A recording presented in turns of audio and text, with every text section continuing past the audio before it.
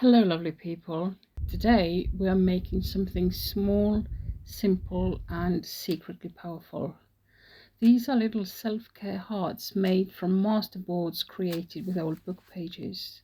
If you watched my previous artist in bed video, you saw me building those layered, slightly chaotic, beautifully imperfect masterboards. Today we're turning them into something tender and intentional. Think of this as emotional recycling, paper incarnation, a second chapter with better margins. The masterboards started as old book pages that were headed for the recycling bin. I layered them, painted over them, added some scraps, maybe a little stamping. Nothing too precious, just intuitive play. Masterboards are wonderful because they remove all pressure. You make a big, messy playground first, and then later you cut out the gems. If you're neurodivergent or easily overwhelmed, this is a beautiful on-ramp. Make first and decide later. Now I'm simply cutting the heart shapes. There's no template, no perfection. Some are round and soft, some are slightly wonky. Wonky hearts feel honest to me. As I cut, I noticed the little surprises, a fragment of a sentence, a wash of colour, a bit of texture that suddenly feels intentional. It feels a bit like literary archaeology.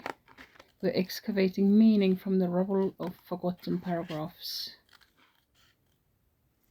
I am using up all the tiny bits and little corners because they can become little embellishments later. I love playing with the neutral tones, the different shades, the brown of the packaging and the whitish of the book pages.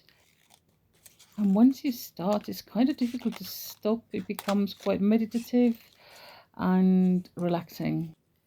Here I'm using a magazine image glued onto some recycled cardboard, and I absolutely love the sort of vintage feel that these acquire when they're cut into little heart shapes. Magazines are generally an excellent source of all sorts of images, because once you're done with them, you've done with the reading, then you can just cut out any little images that you like.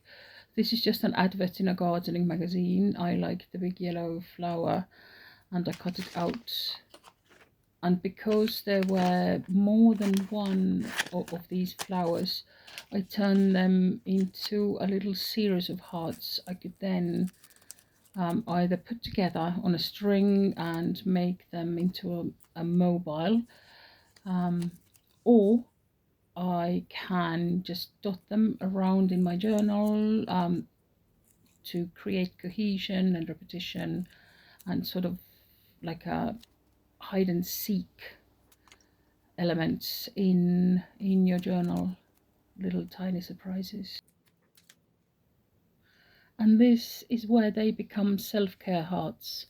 You can leave them completely blank, or you can add tiny reminders like rest is productive, drink water, one thing at a time, progress not perfection, you are allowed to pause. So keep the words small and kind. These are not motivational billboards, they're pocket-sized whispers. And if writing feels like pressure, you can collage words from scraps instead, or you can use symbols like a little star or a teacup or a tiny book. You can then ink the edges for softness. You can add a little stitching if you want texture, or little millinery flowers. You can add beads or sequins, anything you have lying around. If you want thinner ones, then you can use little hearts instead of beads, so that you can use these in your journals without adding too much bulk. Paint pens are always good for decorating and doodling on anything. You can also layer two or more together, or you can just leave them as they are and keep it simple. Next time I will show you how I use them in my journals and how I might use them around my house as a decorative element. So why hearts? I feel like hearts are universally readable. You don't have to explain them. They are a shape that says, this is cared for, I am cared for. And because we're not using a template, they are all unique and wonky, just as we are on any given day. And I also love the fact that they come from old books. Stories that once held someone's attention now hold a different kind of story. One about rest, about gentleness, about making something small when the world feels big. So, what are you meant to do with them? Well, you could tuck these into your journals, as I mentioned. You could hide them in library books as a random act of kindness for somebody to find. You can add them to Happy Mail. You can keep one on your desk as a quiet companion. They are tiny acts of softness, and softness, I'm learning, is not weakness. It's maintenance, it's repair, it's creative fuel. And if you make some, I would really love to know what words you put in yours. So let me know in the comments.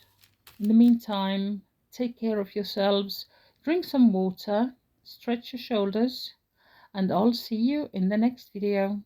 Bye for now.